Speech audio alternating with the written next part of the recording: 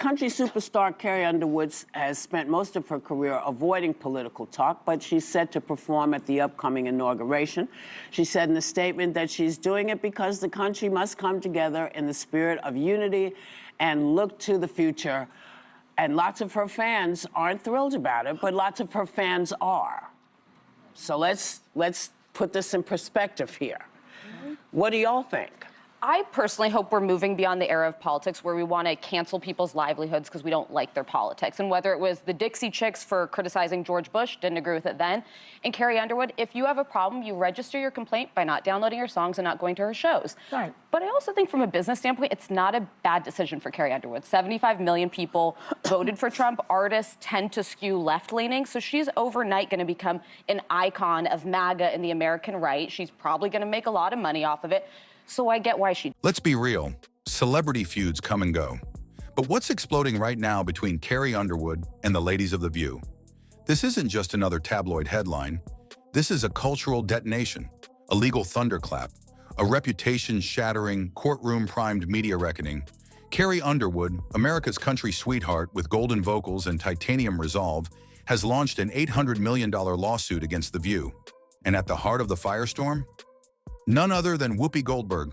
That's right, the queen of daytime clapbacks is now on the legal chopping block. And after weeks of smug dismissals, behind-the-scenes panic, and explosive email leaks, Whoopi is doing something no one expected. Begging, behind the cameras, behind closed doors, through reps, lawyers, and whispered intermediaries. She's pleading with Carrie to drop the lawsuit before this courtroom inferno turns into a permanent, career-ending scorcher. Because if this trial moves forward, and all signs say it will, it's not just reputations on the line. It's the entire foundation of The View and everything it claims to stand for. Oh, beautiful for spacious skies, for amber waves of grain, for purple mountain majesties above the fruited plain. America, America, God shed his grace on thee and crown thy good with brotherhood from sea to shining sea.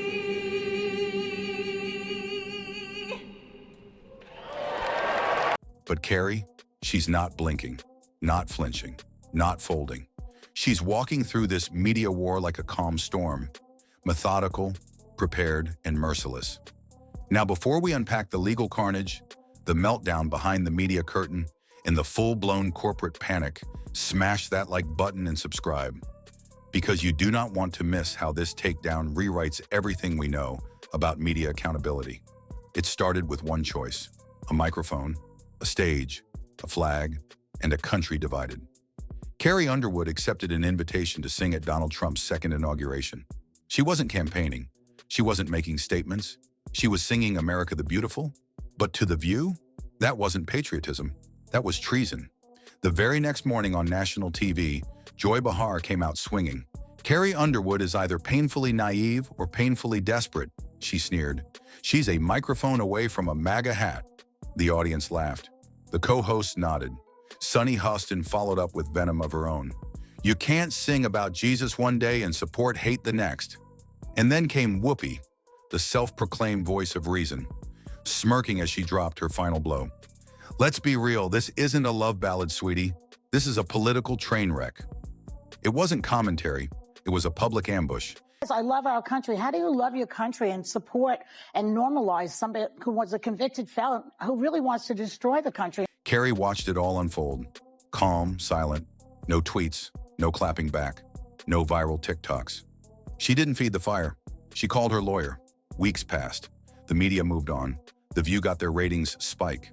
Until Carrie dropped the nuclear warhead, an $800 million defamation lawsuit against Whoopi Goldberg, Joy Behar, Sunny Hostin, and ABC. Charges? Character assassination, Public humiliation, strategically coordinated media bullying, and she didn't come with assumptions. She came with receipts, leaked internal production memos, one labeled "Let Joy Lead the Attack," emails between producers planning the segment to bait Carrie into trending, off-air recordings mocking her religion, her fans, her Southern roots. A producer's voice caught whispering, "She's perfect bait, Trump-related and church-friendly. Let's stir it up." Boom. Carrie wasn't a guest. She was target practice. And now the bullet holes are in full display in court. Suddenly, the women of The View weren't hosts. They were defendants. Carrie wasn't just a singer. She was a legal juggernaut. Let's talk about Whoopi, the icon, the unshakable. At first, she brushed it off. A shrug, a smirk, a backhanded joke. She'll get over it. But then the evidence hit the courtroom. Hard. Transcripts, video footage, internal recordings, and then the bombshell, a voice memo from Whoopi herself. I can't sing a lick, but I certainly, and I have not been asked, but if I were asked, it would be a hard no. Well, they wouldn't ask me, so I have no. Let's stir the pot. Carrie's too calm. I want her rattled. If we're lucky, she'll fold. That wasn't commentary. That was intent. In court, Whoopi showed up a ghost of her former self. No swagger, no sunglasses, no bold strut. Just a black suit and trembling hands. When the segment played back in full, the laughter, the jabs, the sarcasm, she stared at the floor. And when that voice memo echoed through the room, you could hear the soul of daytime television gasping for air. ABC's boardroom went into DEFCON panic. Emergency meetings, PR lockdowns, sponsors ghosting, ratings slipping, and behind all of it, Whoopi, privately begging for a settlement. According to insiders, her reps sent multiple feelers. No trial, no press, just make it go away. Why? Because the emails were just the beginning. There's more. More footage, more memos, more recordings of off-air scheming. One producer even admitted, if this trial happens, The View is done. It's not just their careers, it's the show. And through it all, Carrie has said exactly nothing. No Instagram rants, no teary interviews, just one clear statement from her team. We are proceeding as planned. Will take the stage at Trump's inauguration singing America the Beautiful. She said to the Post, "I love our country and I'm honored to have been asked to sing at the inauguration and to be a small part of this historic event. I am humbled to answer the call at a time when we must all come together in the spirit of unity and looking to the future." Well, that wasn't good enough for the tolerant left, of course, who is outraged over Carrie being outed as MAGA. X is blowing up with jokes about how she should sing her hit song Before He Cheats. Some are calling for her to be boycotted and canceled. John Rich weighed in, saying there are several top-tier country artists who support Trump, and I wish they'd finally have the balls to come forward and be counted. Ain't nothing outlaw about keeping your mouth shut to appease the record label. Carrie Underwood is making you look like a bunch of sissy boys. Carrie is talented, she is graceful, she is a class act, she has great legs, not that it matters, but she is everything that the tolerant left. That's what has The View shaking. Carrie isn't trying to win in the press. She's aiming for the record books. And the internet, oh, it noticed. TikTok exploded with courtroom edits. One viral video dubbed her Carrie Underwood, hitmaker, heartbreaker, lawsuit slayer. Another had Whoopi photoshopped hiding behind the View logo like it was legal armor. Hashtags flew, #, justice for Carrie, #, media accountability now, #, Carrie clap back. So I get why she did it. I say. I mean, right? It's country music. I think I'll tell you right now, I wouldn't do it, even though I You can't would sing. not sing? No, I would not. I would not normalize him. And she says, "I love our country." How do you love your country and support and normalize somebody who was a convicted felon who really wants to destroy the country, in my opinion? I don't understand how you say you love your country at the same time as you normalize this convicted felon, which I can say now every day. A lot of my family voted for Trump. They love the country and vote for him. I think that people make these decisions for a lot of reasons. Okay, fine. And I would not be the person to say don't do it, because I believe in free speech and everything about it. I personally would not do it. No one's asked me, but that's another story. Late night hosts jumped in. Jimmy Fallon joked, Whoopi thought it was a segment. Turns out it was a deposition. Trevor Noah quipped, Carrie said, Jesus take the wheel, and drove The View into a legal wall. But here's where it gets serious. This isn't just a celebrity catfight anymore. Carrie's case has triggered a media reckoning.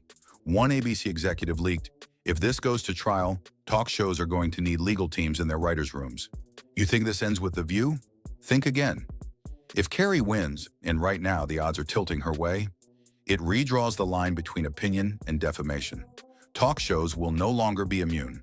Producers will think twice before using someone's name to chase algorithm clout. And Whoopi, ABC is already considering damage control.